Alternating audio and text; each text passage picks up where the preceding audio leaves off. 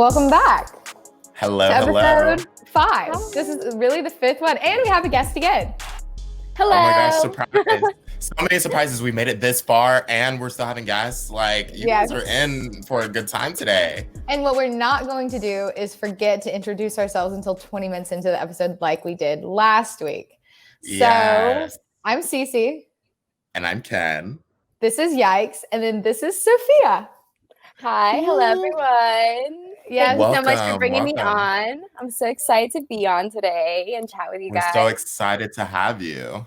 Yes, and Sofia is a makeup artist on our team, Sofia Martinez Querecuto.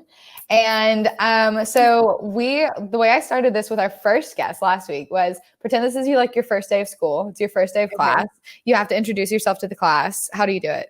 Okay, so the whole spiel and everything. Yeah, give us the tea. Okay, so my name is Sofia Martinez Querecuto. I am a junior at UNC Chapel Hill. I'm an English and advertising public relations double major with a minor in Spanish translations.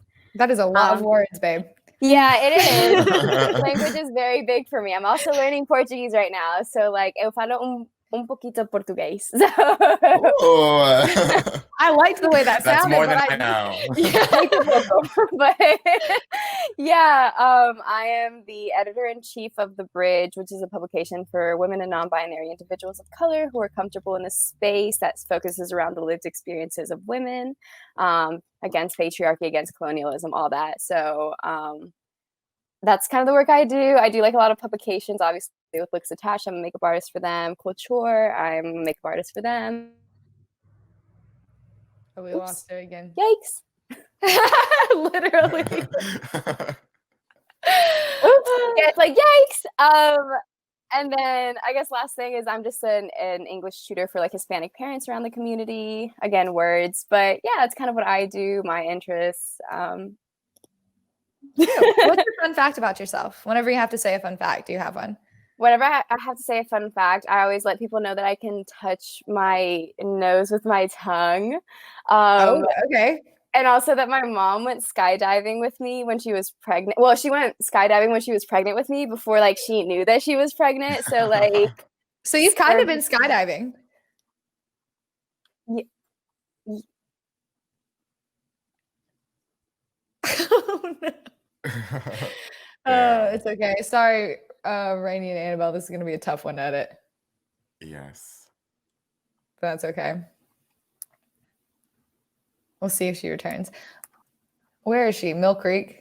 I guess Mill Creek's Wi-Fi is not doing it. Okay, you're back?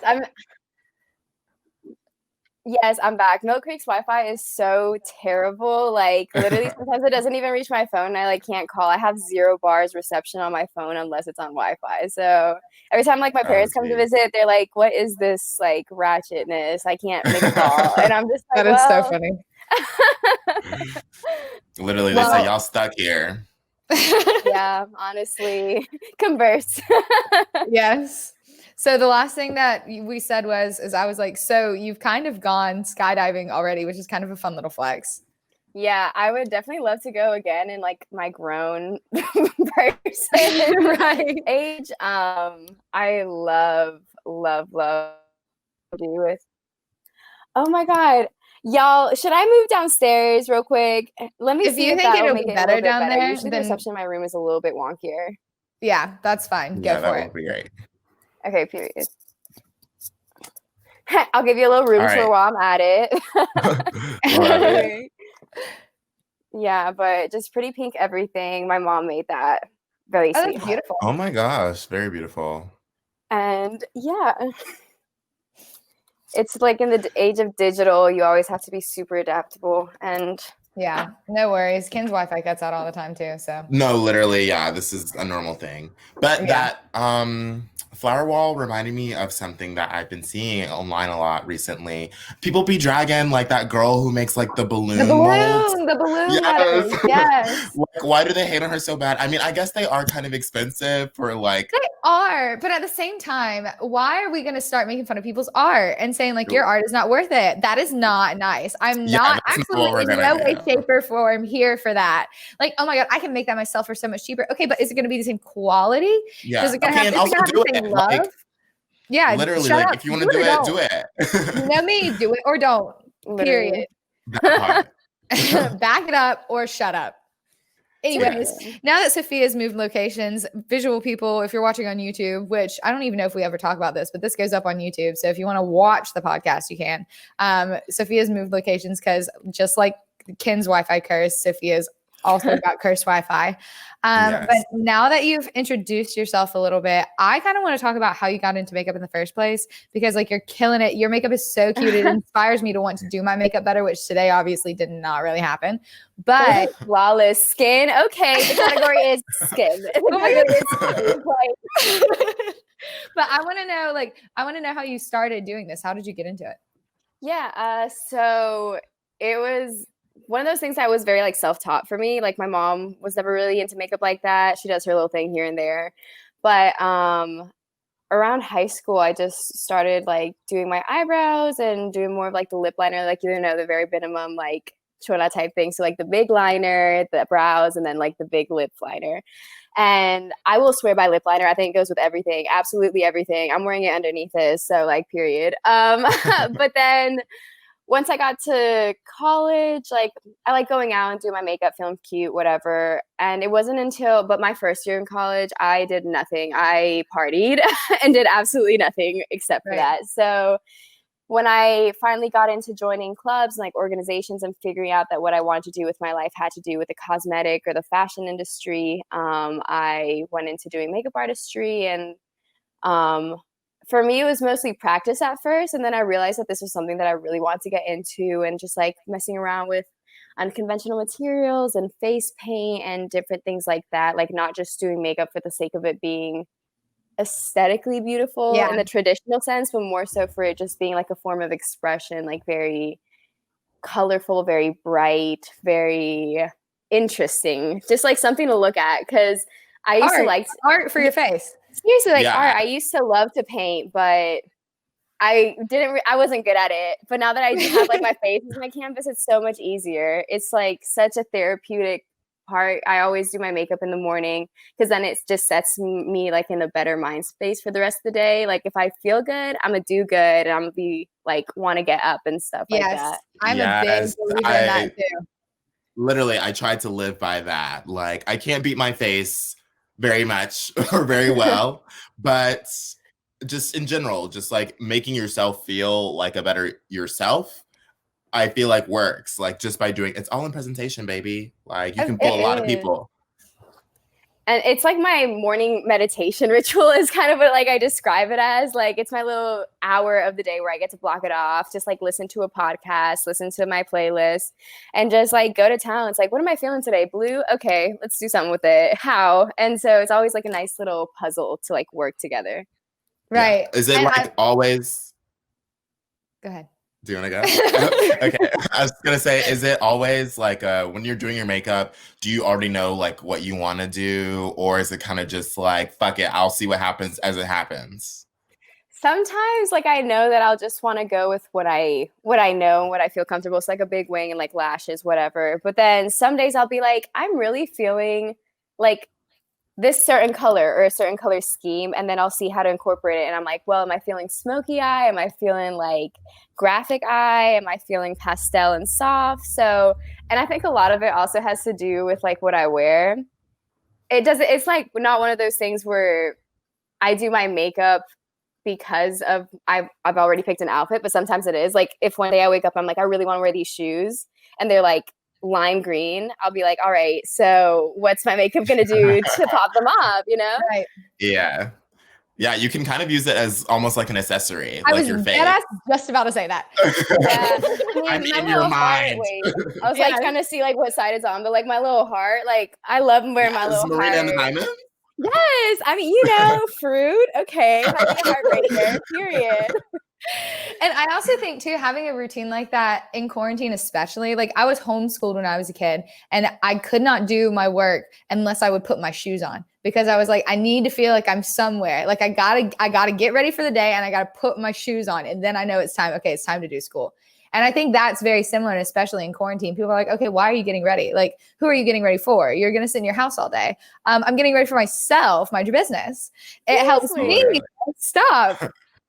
I always get that where I go into like a store or something and I'll just be like checking out and then the person will be like, "Oh, you're dressed up. Do you have anything going on today?" I'm like, "No, I just look like this." All the time. The occasion Like is me being alive, bitch. Yeah, like my only responsibility to the world is to exist and be beautiful. Like, period, poo. You literally, that is your service. Yeah, you're welcome. Speaking of, also, the other day, I was with my friend and we were bored, like always. I mean, it's quarantine, duh. And we're like, okay, like, what should we do? So I Googled, like, things to do with your friends when you're bored and found... Okay, wait. How are we going to just brush over the fact that that's what you did? You did us so bored that you Googled things to do with your friends when you're bored.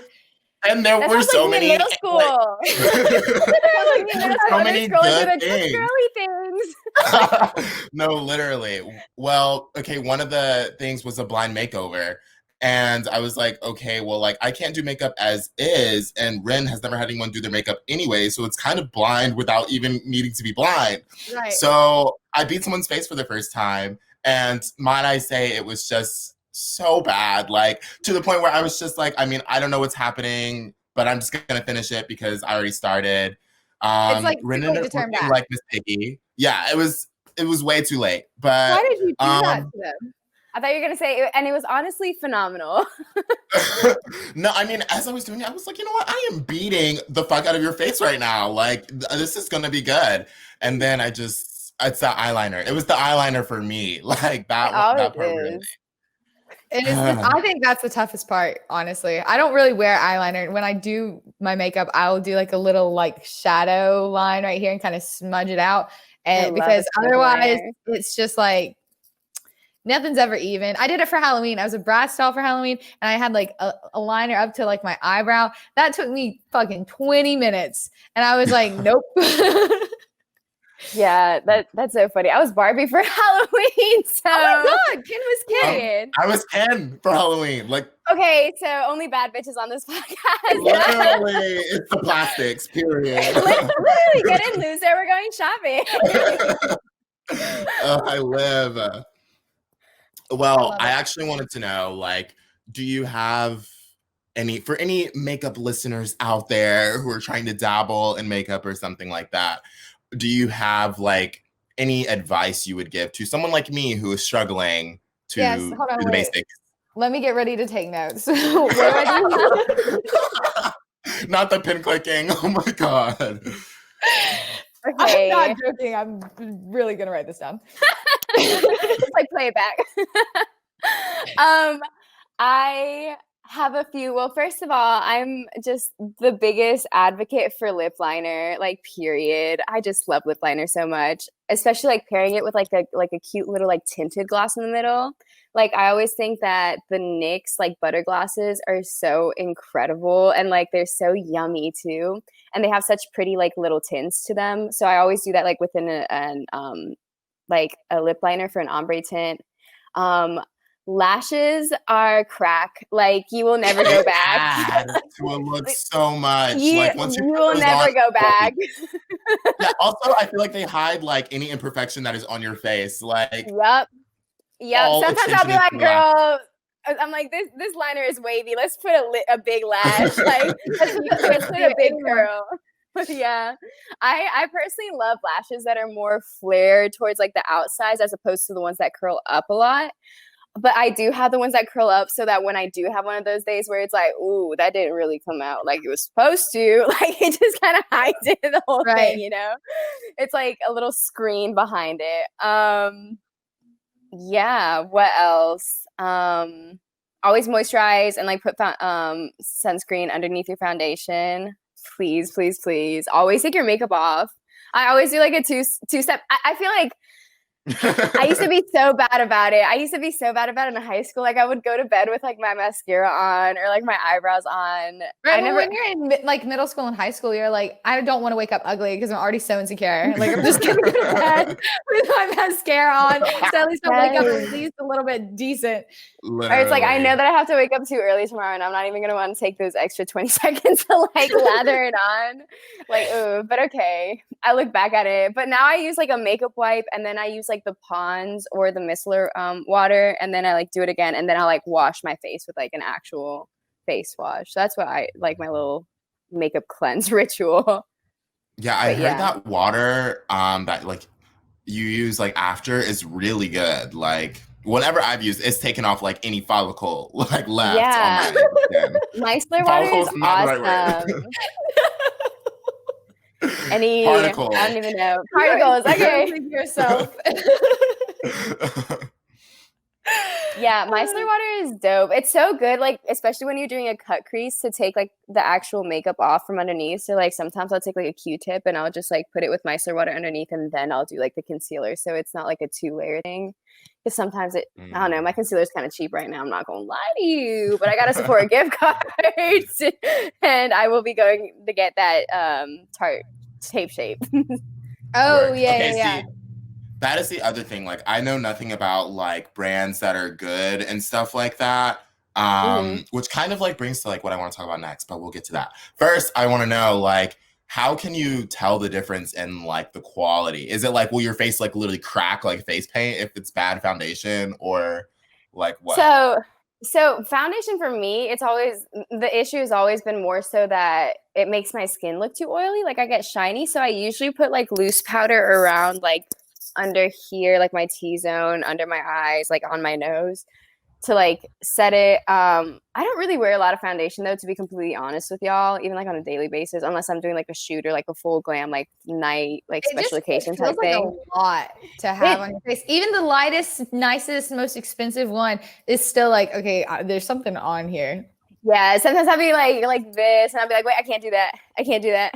Right. I do that all the time. Or the worst part is when you talk on the phone and then you take it off and you look at it and it's like, wow, there's my foundation. That's what my teeth look like. My thing is, I like always have to be careful, like when I hug people, especially like if I see someone wearing like a light color, like white shirt. Like the other day, I went to go like tie, like pat. Yeah, I'll be like, oh, and I'm so short too. So like a lot of the times when I'm like greeting my taller friends, my face will like around the chest area, and I'm like, you are not gonna have my contour like pressed up against me right now. First of all, that's bad for you. Second of all, don't take my contour. Literally. Like I paid good money for this. She was though. I think for eyeshadow, for me, it's like what I look for most in quality though. Like some of them are really chalky, or like they're just not pigmented, or they're really hard to blend.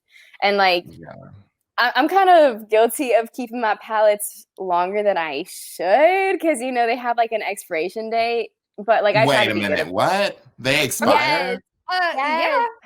Palettes have what like happens when they expire? It has expiration dates, and all makeup, like skin products, have expiration dates. There's like a little thing on the back that looks like a little jar opening, and it'll be like 6M. That's like 6 months, and then you gotta throw it away. Or like 24M. That's 2 years. He is like world like has been. He's about to go check all of his creams and potions and lotions. Literally, and I'm like spoiled. That's too much. I mean, they don't like obviously like mold or anything. Like, what happens to them if they expire? They do.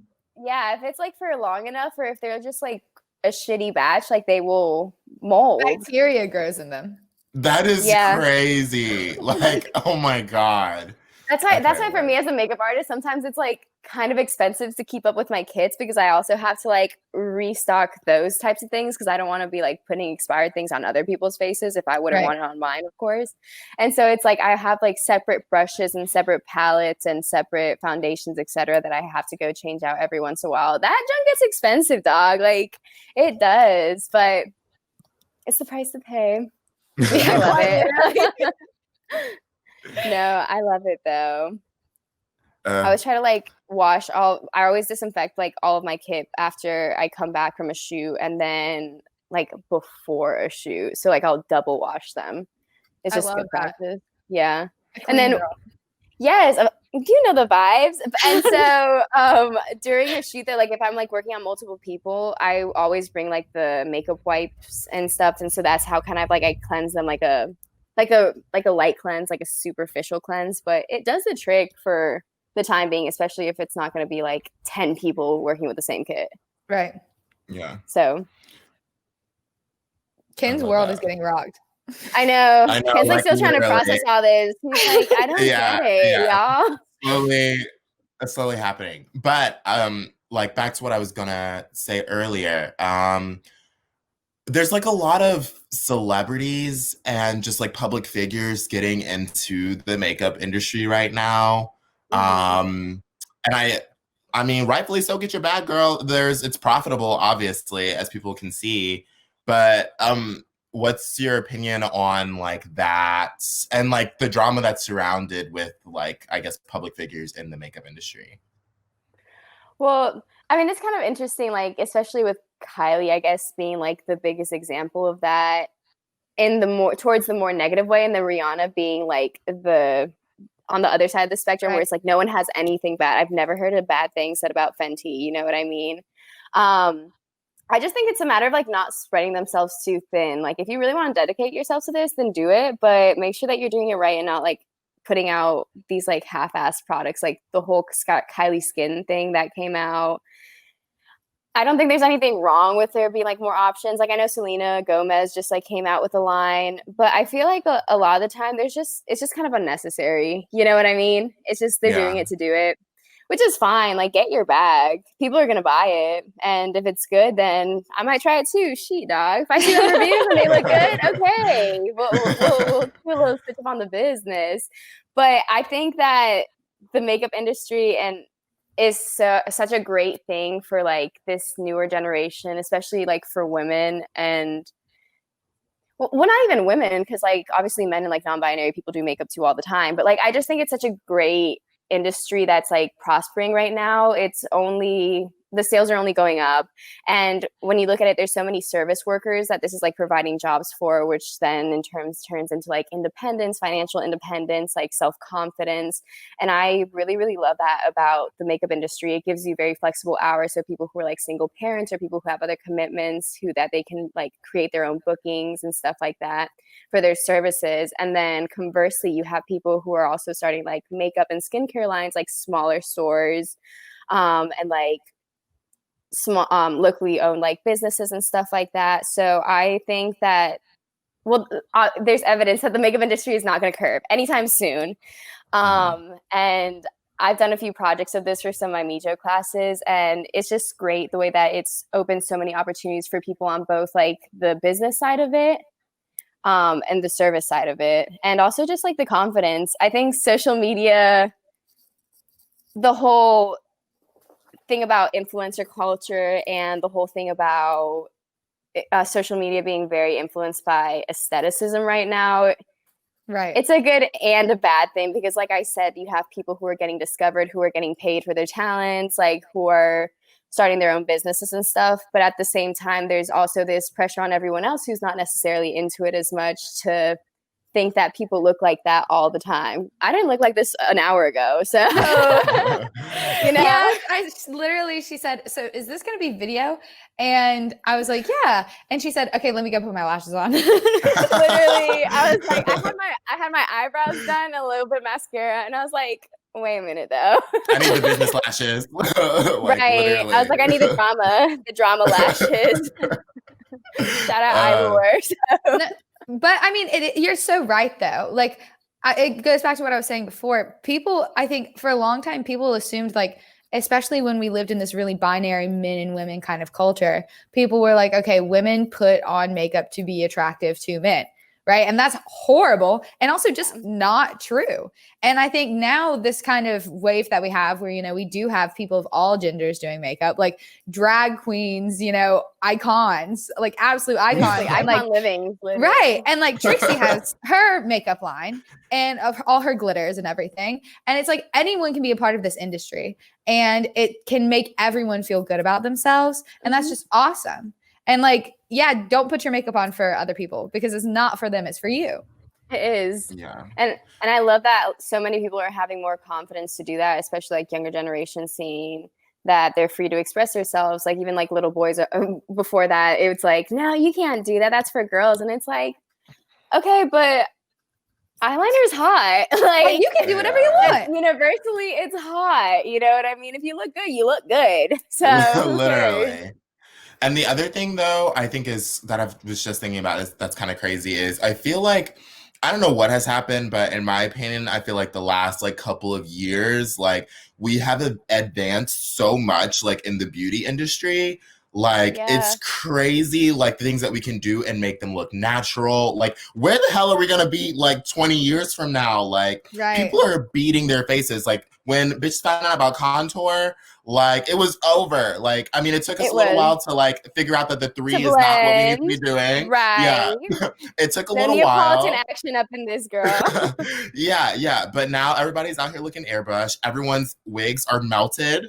And that's just crazy to me. I don't know. It's just, I feel like we finally know what is cute, you know? Yeah. Yeah. And I'm sure that'll change, though. I'm sure we'll like look back and be like, those contours were like a lie. Right. Those eyebrows were huge. Like Yeah, those all kinds of eyebrows shit were like way that. too dark, like type Yeah. shit. Yeah. I mean, I think that there's certain archetypes of beauty that will be forever timeless, like the 60s, 70s, like the cut crease and like the bottom lashes, like the achy lashes, iconic always. Like a red lip and a black liner will always be iconic. Right. But it is super interesting to see like even like when I first started doing makeup, it was very much like not even liquid liner. It was just like a stick liner that was like end in this like dull little like 90-degree point and then just like way too much eyeliner on the bottom. And it's just like interesting to see how like influencer culture has kind of morphed what our ideas of beauty is and like all of our standards. But I think we're at a happy little medium for now. I think we're where we should be. There's like no trend right now that I think is despicable. I thought that yeah, let's talk about that. What makeup trends do you hate? Like the way the eyebrows are despicable. Like unless you're like unless you're doing it for like a purpose, I just think they're so I don't know. When they first came out, I was not feeling it whatsoever. I was like, I can't even imagine the amount of time that it would take for you to like go in and like blow dry it so that like all your hairs are like pressed like that. What other trend? I don't really hate any makeup trends because makeup is just like a form of expression and like my style is not what everyone else's is. But like I'll look at like e-girls, like that's not my style at all. But like I'll look at the girls with like the cute little like things down here or like the ones down here and I'm just like, yes, go off. Like okay, you know. I mean, see, that's the thing though. I feel like you can like recognize what is still good art and like what's just not your style. Whereas like in the 2000, like just in the early 2000s and 2010s, first of all, I just think that era of time was just a hole in our society. We were doing poorly in everything. the low-rise jeans, the like big boots, the like wife beater tank tops, the like bumpets. Oh my god. The camis that covered. Don't talk shit about the Snooki bump. Stop. Oh my god. I literally had those. I had bumpets. I'm not kidding. I had them and I found them like years ago. Like I hung on to those things. Do you remember when we used to like put feathers in our hair or like yes. Oh my god. Yeah, that's a trend I wish I could like come back from. Like this. Like I was so jealous I didn't have hair to do that with. Yeah, I couldn't. They wouldn't put it in my hair because they said it would break off. So I was like, I've got a feather earring. I was like, it's the same thing. I used to get the clips from Claire's, like the clips, and I would just like do it underneath here, and I would just like have my hair down, just like I'm so cool. Oh my god! I had purple clip-in extensions, which like everybody at the redneck driver's ed was afraid of the homeschool girl with the purple clip-in extensions because she just seemed off, and they were probably right. Jeez. I didn't do anything embarrassing with my hair early on, but I used to cut holes in my shirts like here so that I could have some holes. Like my mom would get so angry because I would literally destroy like all of the clothes she would buy me because I was just like, I'm sorry, this is fashion. Like you just don't understand. Like there needs to be a hole in my shirt. Funny kid. Like Ariana is on the line right now. She wants her hoodie back. Yeah. Okay. I almost wore a pullover with a thumb hole in it today, and now I'm sad that I didn't. You should have. I should have. Damn. Next week. I cut off my widow's peak at some point. That is a trend that I never quite understood, because I know this other girl who has done that as well, like shaved her hairline to have the hairline that she wants. And at a certain point, I feel like it's just going to keep getting further and further back. And then your hairline is like all the way back here. That seems bad. And then if you decide, okay, I want it to grow out, then you've got this like strip of hair that's like this long. What do you do with it? Yeah, it was so stupid. Like, I looked dumb as hell. And there's like this like little widow's peak. I've never liked it on myself. I like get it from my dad. And it wasn't even because I saw anyone else doing it. I was just like, I don't like myself. So I like cut it off, and I like immediately regret it, because then it started like growing in like stubble. And it was just it was heinous. It was like a war crime. It looked horrendous. Like, I also did the same thing with my sideburns, like up here, because I've done that too. I'm a hairy girl, especially so when your hair is really dark too, like ours. You're just like, okay, it's got to go. And then never again. Come back. Yeah. Although I have heard about like dermablading or like dermoplaning, where it's like they like grab like the little razor and they like shave off all like the little hair and like the dead skin particles. I am sure that would be so nice for people who wear makeup like really regularly, like a full face foundation type thing. Because sometimes, like even today, like when I was drying my little heart on, I was like, okay, let me go over the hair. It's like still not blending. But so I feel like that would be really fun, but I just think that it's something that you have to like continuously keep up with. And I couldn't imagine being the kind of person who has to like go to get my face shaved every week. Right. A girl who I knew did it herself. So she would like shave her own face every week, and her face was like super smooth, and her makeup always looked awesome. But like, that seems just like a big commitment. Like, I don't want to do half the things I need to do every week just to survive, much less shave my entire face just so it's smoother. Yeah, and I feel like shaving, though, especially, is like one of those things where it's like once you go down that road, girl, like there's no turning back. Like, you just gonna have to do it, you know? Right. It's like shaving your legs. I wish I had never. Yeah, honestly. I've literally thought about that this morning in the shower. I was like, why do I do this? Why did I start? Now it's too far. But also, like we were just saying, we both have really dark hair, and it's too much, honestly. It's probably best for everyone that they don't have to see it. Yeah, but, well, do what you want. Body posy. Yeah, literally. But me personally, unfortunately, I'm still within these ideological These shackles. These shackles. We live in a society, just period. Nothing else, no thoughts. I like the way it feels when they like it's on like a blanket or like a couch and it's all smooth and soft. I think do it just for that. I love putting on like pants afterwards, like pajama pants or something. Oh my gosh, yes. Give it to me. It is a feeling. It's truly indescribable. It is so good. It is. I've never shaved my legs before. Well, and you like don't have a lot of black hair, guys. Yeah. You really are Ken doll.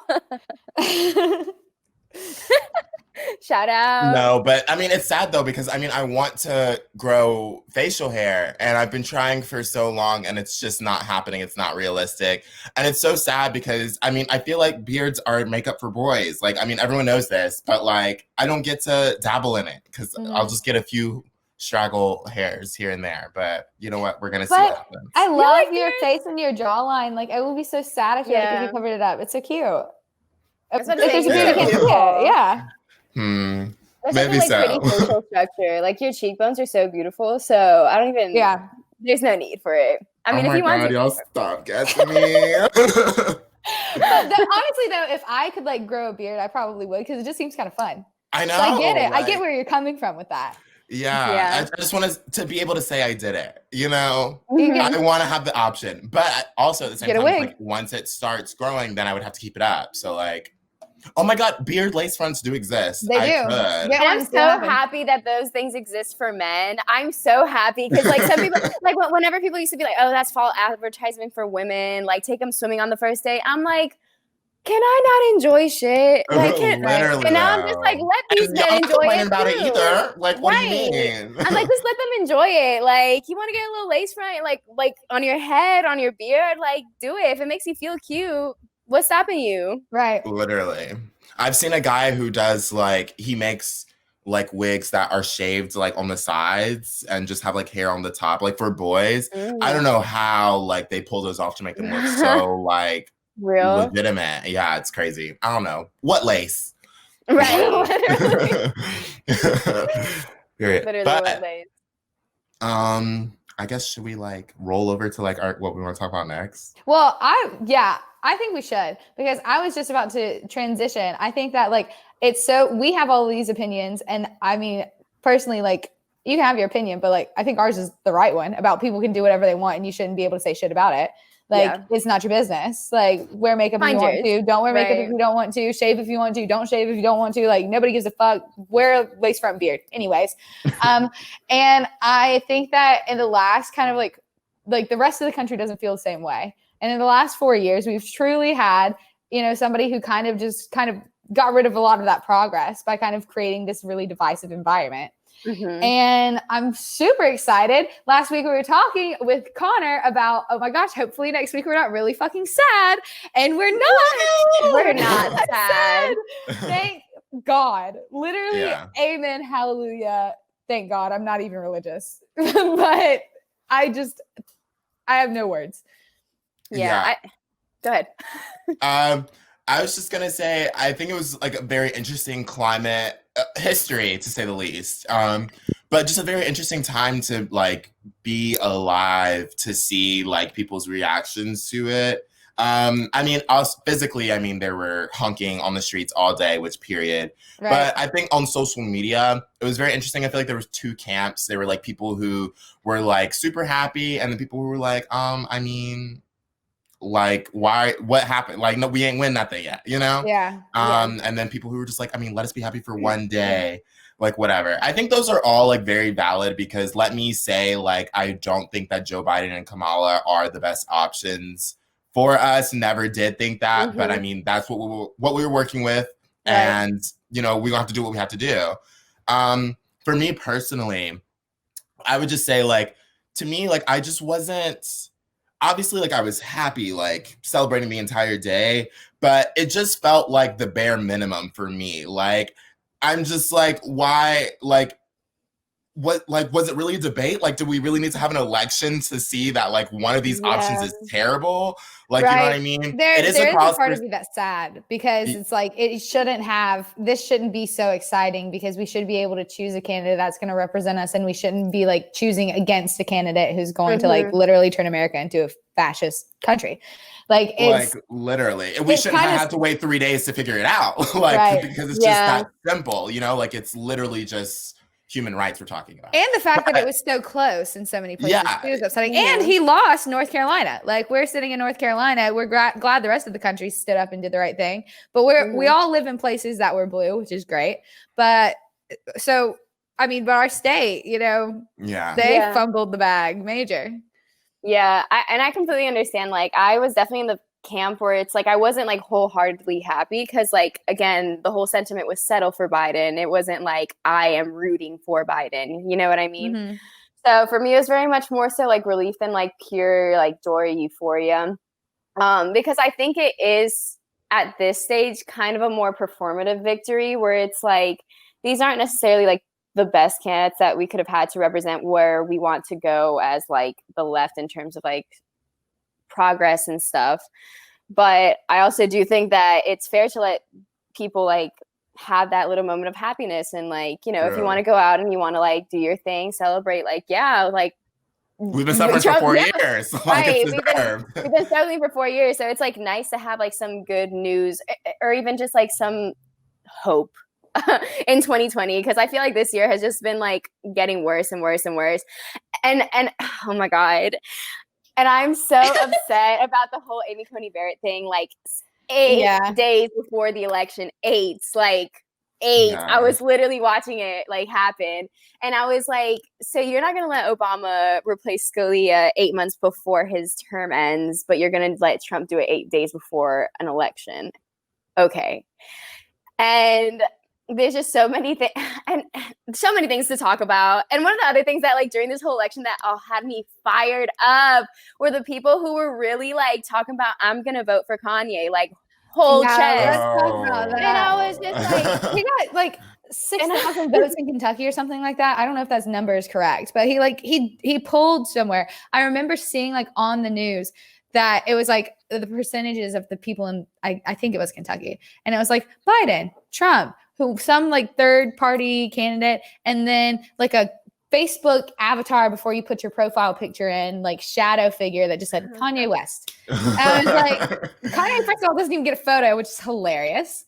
And second of all, like, why is he up there? Get him off. Literally, it's just infuriating because there should only be one vote for him, and that should be himself. Like, even Miss KKW herself did not. He recorded it. Like, he literally recorded himself, like, voting for himself. I'm like, so your vote is immediately null and void. I hope that you know that. Next president of the United States. He also said, like, today is my first time voting in the presidential election, and it was for myself. So you've never voted, but you want to be president, is what I'm hearing. Like, how does that make sense? Like, our world just doesn't make sense. It doesn't. I saw so many people that I like went to high school with who like swear that they're woke and really they just haven't washed their fingernails in 3 months. And it's just like, and like, you know, the kind of people that I'm talking about. And so they were like, so I can't think for myself. How is a vote for Kanye a vote for Trump? I'm like, well, let's start with the fact that he's a literal Trump supporter. Okay? Literally, there's pictures of him in a MAGA hat. So like just because he's running against him doesn't mean that he's not like paralleling him. Like he is trying to be the next celebrity president, which is what Donald Trump sent the president for.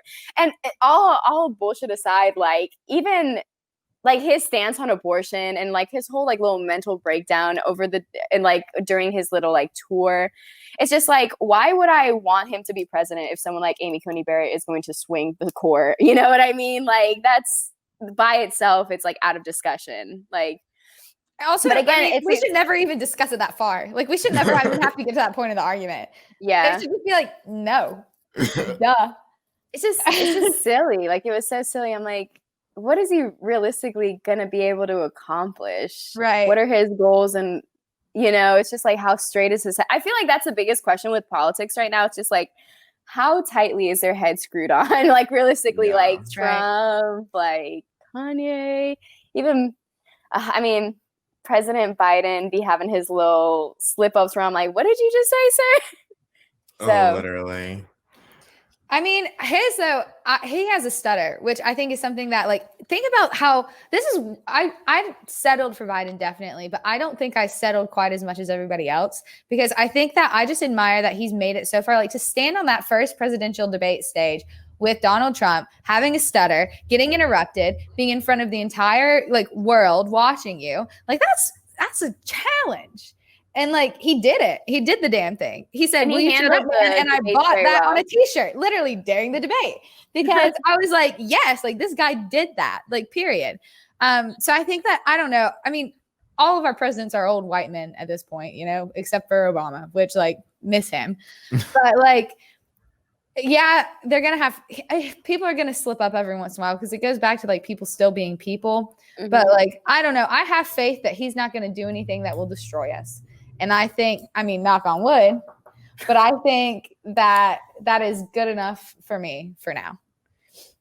Yeah. So that's my soapbox. That's my moral lesson for today. That makes sense. I mean, after Trump, it's like, we're just asking for someone who's not a racist. Right. Literally the bare minimum. Like the bare minimum. The bar is not even on the floor. It's in the basement. You know what I mean? Like literally. So, but I'm glad that this is the outcome. There's definitely a lot of people who aren't, though. Yeah. Which is really interesting. Like, even within the Hispanic, like, voting blocks, there is no one, like, Latino vote. It's because I feel like trying to, like, that whole way of talking about people, like, oh, like, you're not Black if you don't vote for Biden, or, like, you know, like, the Latino vote as, like, one vote in solidarity with all the same ideals and, like, everyone coming from the same origin or the same background, et cetera. Like, it's just a myth. Like, it doesn't exist. Everyone has like different life experiences who are going to shape how they vote, especially when you're talking about like families who come from like immigration and like recent immigration from South America. And I think one of the things that was super interesting, not surprising to me, was that like the majority of like Cubans voted for Trump and a lot of Venezuelans voted for Trump. Like, I knew Florida was going to stay red from the get because because Florida has, besides having just old retired people, it has like a lot of Caribbean immigration from these places that do have like failed socialist states that have turned into authoritarianism. So I think I have to give props to like the conservative media for weaponizing the word socialism to turn that into propaganda for fear mongering for people to vote for Trump, so that they're like, oh, socialism, that's what happened to my country. Like, that's not what I want to happen again in my new home and stuff. So I think they did a good job, you know, for their purposes. And I also think it's like really interesting to note that it's not difficult for like a lot of Latinos to fall into the Republican like platform of ideology, just because a lot of things down there are still very like conservative socially, and like they see America, it's supposed to be like the American dream, and that's like characterized by capitalism, and that by that like idea of mobility, which a lot of people don't necessarily get to have depending on where they're from, like in South America.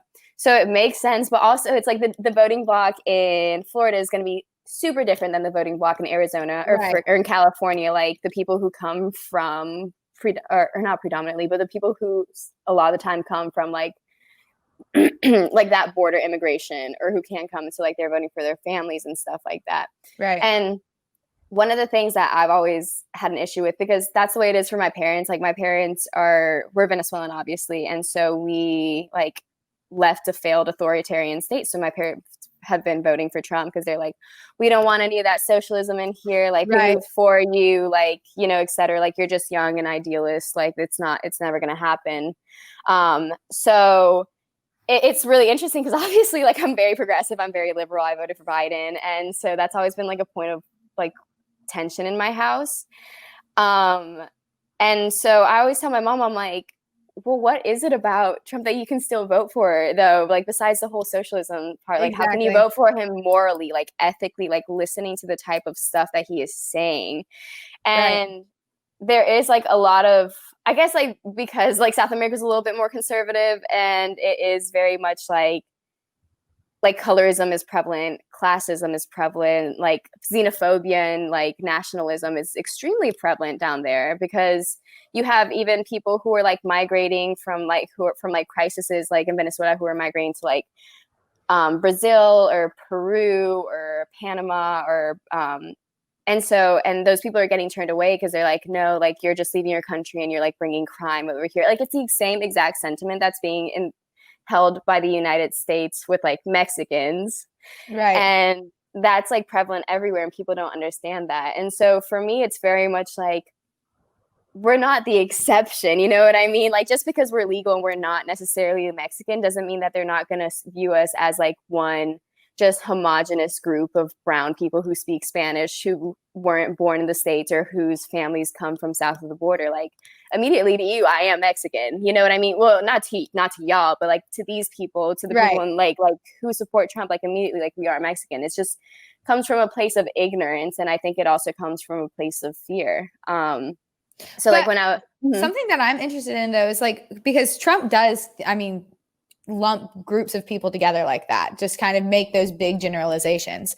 So what is that? What I don't understand is like, if you see that, you understand that that's not true, how do you still also vote for him? Like, do you know what the motivation is there?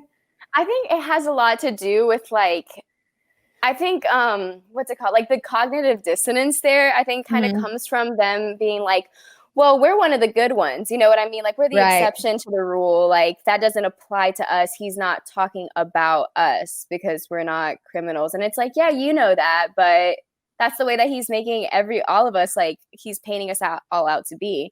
And so it is kind of shocking where it's like, you know, you have had experiences when your family like might not be here legally. And so it's just like, so everyone immediately, if they're not here legally, they're criminals, they're rapists, and they're like drug dealers. You know what I mean? It's like, well, what about your mom? What about like your sister who's here? So it's like, what are they like immediately bad people because they don't have papers coming into here? And then it's like, oh, well, not them either. yes, like yes, them. Right. That's exactly who he's talking about. So it's like that cognitive dissonance that's like, I know that I'm not that way. And it's just weird. And it's also kind of the thing where a lot of Hispanic communities don't necessarily care about standing in solidarity. Like there's so many tensions like within, like I said, like xenophobic like borders and stuff, like with people who are in more like the Caribbean. So like Puerto Ricans and Dominicans, they have that huge like feud, especially like, and Haitians too. And then same thing with people like rejecting Venezuelans right now and like et cetera, or like the way that sometimes like some other Hispanics will see like Mexicans and they'll be like, yeah, like they're the ones who are giving us a bad rep, so therefore we hate Mexicans because they're the ones giving us a bad rep, even though we're not them. And so it's those kinds of things where I guess it's easier to step outside of it because you understand what the cultural divisions are between you and a different group of people, but that cultural division isn't there to these people who are making the assumptions based off the stereotypes because they're trying to group everyone as one person or as one. Oh, sorry. I was actually just like hopping off of like your point there. I think it goes back to just like the way that Americans are taught in general, like our knowledge on other people and other communities and other groups is so limited. Yeah. So I honestly like wouldn't even limit like people like grouping like all Hispanic like culture together into like one thing, like just to like people who support Trump. Because I honestly think it's the same way on the other side. And like, that's why you see people justifying like, well, how can like anyone who's like Latina or Latino like vote for like Trump? It's because they don't understand about these like borders and like these divisions. And I mean, like right now I'm learning from you, and that's not even because I like didn't even want to know. It's like we literally just do not get taught this shit, which is ridiculous. Right.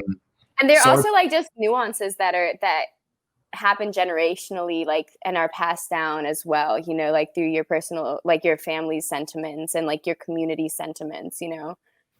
Yeah. And it also, I guess, is because the rest of America is just separated into two groups, like white and black. Like, you know, there is no like borders like within like the black. I mean, there are, but like we have these huge generalized groups. Yeah. And I think that like applies to it as well. I completely agree. Like it's just like that with every continent basically, you know, like grouping Asians thinking that everyone's from China or whatever, like it's so like that whole mindset is so ignorant. Like same thing with saying that everyone who's either like African American was born here, because there's people who aren't, they've like immigrated, like and there's different regions and different traditions for every region. Like Africa's massive. So it's like, how are you going to think that everyone who's black has the same like ancestry, you know? Right. And I've heard that people say like, I've talked to, I work with this diversity group with, for my job. And the founder was like, well, something that always gets me is like when people call me African American, because I'm just from here. I'm just American. Like I'm just black. Just call me that. So like we have this group where it's like they're not necessarily even like identifying with this term that we all just kind of umbrella so many different people under, which is just kind of insane. Yeah. No, I completely agree. I think that's interesting because something, I guess, like specifically within the Latino community that I've been seeing lately is like the use of LatinX being a little bit problematic now, because it's being viewed more as something that like started with like academia and American academia. So it's kind of like that elitism of like Americans telling another group of people like what they should call themselves if they want to be inclusive. You know what I mean? But realistically, like LatinX isn't, it's not that it's not pronounceable in Spanish, but it's just like kind of hard. It's not able to conjugate though. But there's this new term that I very recently like became aware of, which is Latine. And so just like using the E at the end to like do the work as like the placeholder. And I like that a lot. But it's really interesting to see the way that throughout generations, people like reclaim words or they reject words that were placed upon them to label themselves, you know? Definitely. And I think that, I mean, it all comes down to just be respectful and be mindful and remember that people are people. Like people aren't this group. They're not a percentage. They're not, you know, they're not perfect. They're not terrible. They're just an individual person with a life and a family, and they're doing the same shit that you're doing, and they're just trying to do their best. So like, you can't just assume, making assumptions about people, you lose always. You can never, I mean, and that's all we do. So we can try and understand, but maybe start with trying to understand on a much smaller scale before you kind of project it onto everyone else. And a much more human level. I feel like obviously demographics influence a lot of how, like, your worldview, because it influences on like how you are treated and such. But at the same time, it's like on a fundamental human level, like your experiences are going to shape you more so than like what you look like to other people and what other people think that you should think. Yeah, absolutely.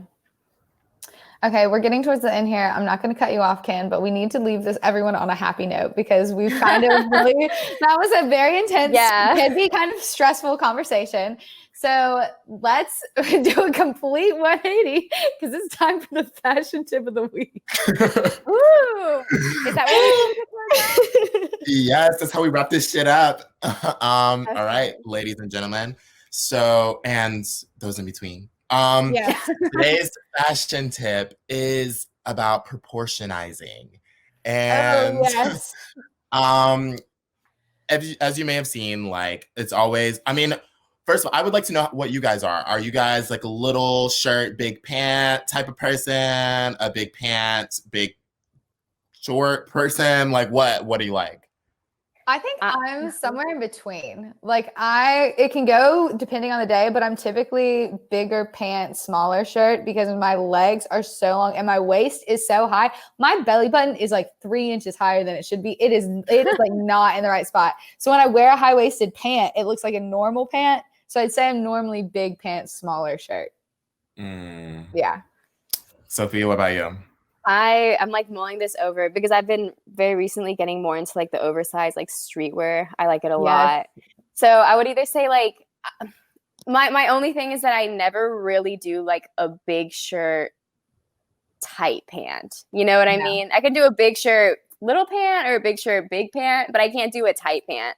Like, I just feel like leggings and like an oversized tee are cop out. I mean, for summer it's cute, maybe like with like some Nikes and like some like Birks or whatever, but just, I don't know. I'm just way beyond my leggings phase. You know what I mean? And I'm way beyond, and I'm also like getting over my skinny jean phase too.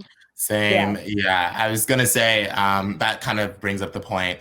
Like, just try not to stick in those small pockets that we like to normally go for. Skinny jeans are over. Go ahead and pack it up. They are. Pack it up. I'm sorry. A regular skinny jean, like, it's not enough anymore.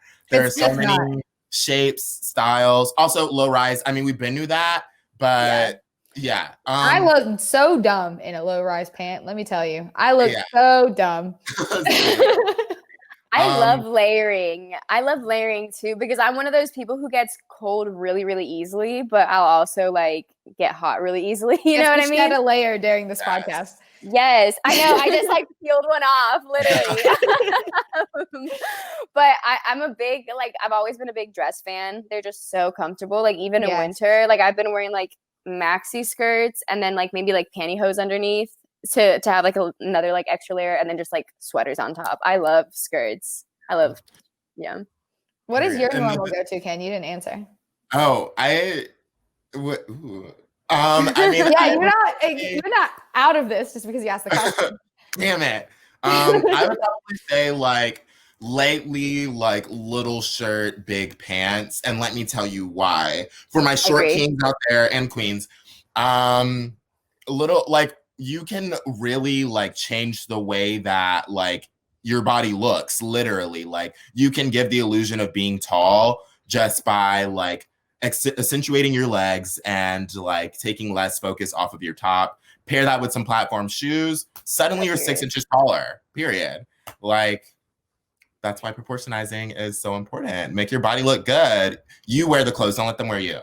Yeah, and that's what brats do. They always be wearing the little flare bell bottoms and then just like the little tiny, and that is my go-to. Yes. I've been thrifting for like flared pants lately, and I just love it. I found like the coolest green pair and like another corduroy set that I'm like swearing by. I live in it. But yeah. I have yet to find like a good pair of flare pants, but when I do, it's over. I found a pair that I really love, and they're just a size too small. And I have to send them back and then get another one. But that just makes me so sad. At this point, I'm like, do I even want them anymore? Like it just seems so difficult to do. I'm sorry, I don't know how to ship shit back. Like once it's here, like that's over. It's my loss. I count my losses. It's going somewhere, you know. But returning clothes. I do the same thing. Not for me. I'm not the one to be mailing anything, dog. Like I'm not the one. To be messing with the mail service. No, I'll be like, oh, is it too short of a dress? I'll wear it as a top.